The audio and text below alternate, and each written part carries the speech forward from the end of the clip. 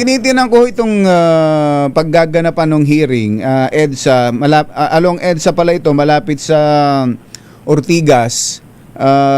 Malapit lang doon sa EDSA Shrine at sa People Power Monument. Wala ba kayo nakikitang parang, wala ba kayong intel info na pwedeng magkaroon ng mga pagkilos dyan sa hearing?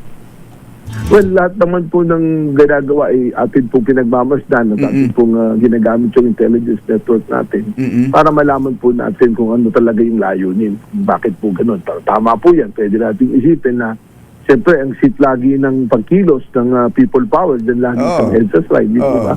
So, doon din naman, nakita naman din natin nung nagkumikilos sila sa Senado, nanganawagan, magparami at lulusog sa Malacanang. So may mga ganun pong bagay na lalong nagdadagdag po ng kaguluhan at umaalis sa kredibilidad sa kanilang mensahe. Pero dito ho ba, sa hearing na ito, may nasagap kayong intel info na may ganung plano?